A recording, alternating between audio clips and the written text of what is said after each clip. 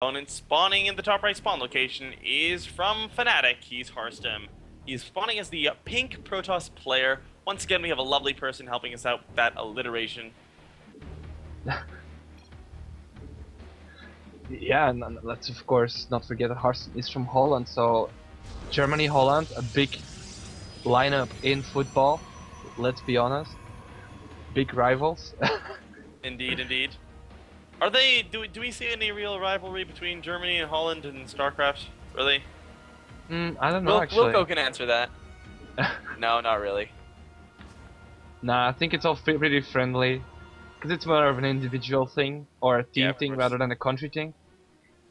It would be actually cool to have like some sort of World Cup thing, don't you think? Yeah, wouldn't it? I would love to see. I would love to have like nation wars aren't really done anymore. It makes me sad. Yeah, that's a bit silly, but like with the team jerseys and stuff. Indeed, that would be pretty sick. Then I would train like even harder, so that I could have like a Swiss Starcraft jersey. Pretty cool. The dreams. Oh, I was actually thinking, yeah, Krass is going for 14cc, and I think I'm actually surprised Harstem is not going for Nexus first, because it's Whirlwind. It's a very common thing to do on Whirlwind against Terran, so I'm on the other hand, Krass is somebody who we have seen cheese every now and then, so perhaps Harstem is just playing a little more safely. Yeah, keeping that in like the ladder experience he has against Krass, or in playing against him in previous tournaments, kind of keeping it in the back of his head, like he likes to sometimes cheese. Exactly. And definitely, because Harstem is 1-0 down in the series, it might have a factor. But I still like his map choice though. Whirlwind is awesome. It's definitely worth playing safely, and he is scouting now. He may kick himself a little bit if he sees this CC first and hasn't, and like just has played really safe. Like if he goes like 3-gate Expo, that'll be kind of sad for him. 3-gate Expo. You never know, man. You never know. Susanoo is lagging a bit.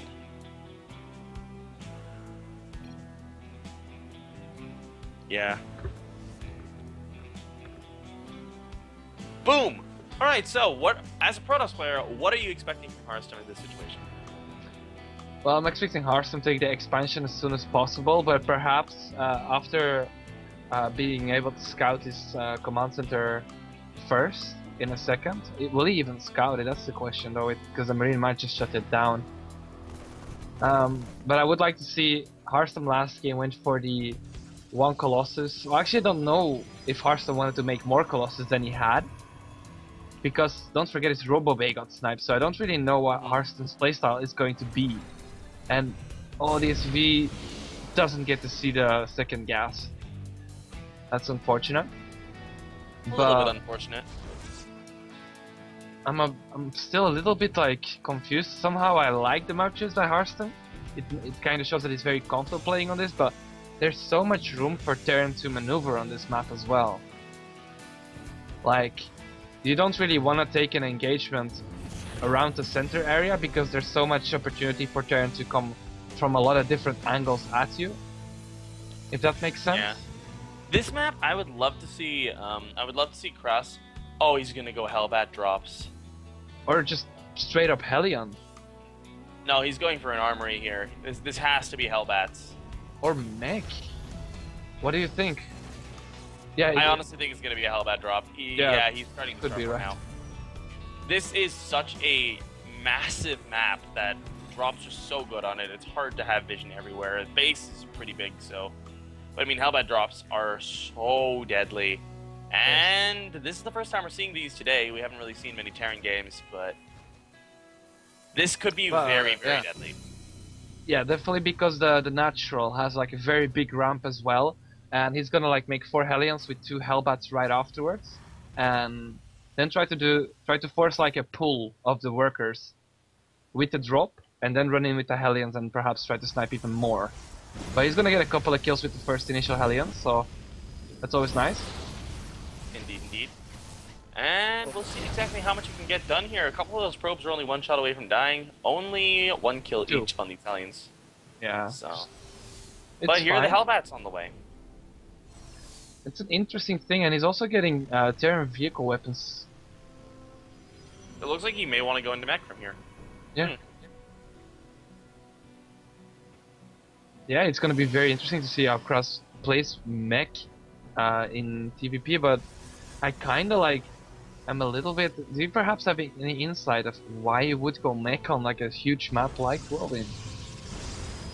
Well, I actually kind of like this because there's so many bases that it's just pretty easy to... I mean, mech is not as immobile if you have Hellbat drops.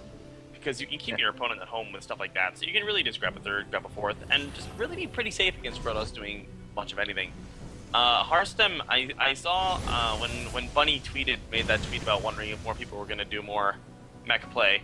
Harstem actually tweeted back, implying that he's very bad at dealing with mech. He said, "Oh God, I hope not." So oh, but look at this! The observer will spot this incoming drop towards the main of Harstem. And there's already a cannon. The hallucinated Phoenix just saw the factory, so it also knows that... Yeah, look, both an overcharge. The cannon will finish. Will they get the midi back in time though? Yes, one Hellbat is dropped.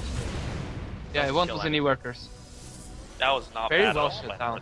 Very well shut yeah, it was a bit sloppy by Krass, I feel, but... Yeah, still a nice win for Harstem nonetheless. Well, here we have the Hellions poking back into the natural once again. That was so close with the force field. And another Hellbat drop was joining this as well. Oh my God, this Hellbat drop is actually doing a lot of damage. 17, 18 workers killed at this point. Krass is looking pretty good. Wow. That's pretty sick. Hellbats are so strong. And still keeping these 4 Hellions alive, huh? The thing is that he did lose 2 medevacs, so... Yeah. He is losing quite a bit of gas himself. By no means are these drops for free. But I still feel like the workers' damage he did is enough to set him up for a nice mech play. Cause absolutely. Harstem can't really like push out with his small force. Because by the time he arrives at the opponent's base, he's gonna have enough to defend. Sorry, one sec, I have a bloody nose. Can you fill in, Riff? Right. So well, yeah, that's awkward. Bit awkward, but it's okay. You guys are killing me here when you're trying to guess the mech play. I'm like, in chat, I'm like, it's gonna be Hellbats. Quit guessing, it's Hellbats. But the one thing I want to point out is, while he did lose a lot of workers, he also built a second cannon in the natural. So it's even more resources lost on top of the workers killed, but it will shut down any more drops in the natural. Now this Hellbat drop almost getting a high Templar, I think would have been better than going for the probes, quite frankly. But he does chase Harstem off of his mineral line, and Krass has been doing a great amount of harass. I mean, even looking at the resources lost, whether it's questionable on how even it is, the fact remains that 20 workers have been lost over the course of this game. Harstem, who should be monstrously far ahead, is down by 20 workers. Yeah, but also like these drops, it makes Harstem pull workers. There's still not a third, like the third is just going down right now at 12 minutes. And the third for Krass will be mining in the meanwhile, and look what he has over there, so many tanks. Harstem's doing the right response to this, though. Like, a lot of people will be like, oh, he's going mech, I better get some Colossus out on the field. That's never the right choice. The range is absolutely great, but the storms are so much better if you're looking for area of effect, because those tanks, they don't move. They're going to sit there underneath that entire storm.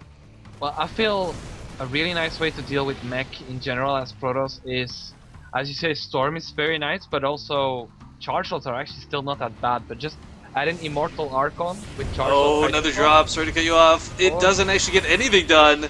That feedback with those cannons paying for themselves. So now Krass is going from trading very cost effectively to not even sniping off a single probe. Yeah, and I think Harstem in the meanwhile did stabilize, sort of. But absolutely, taking his third base now too. Against 50.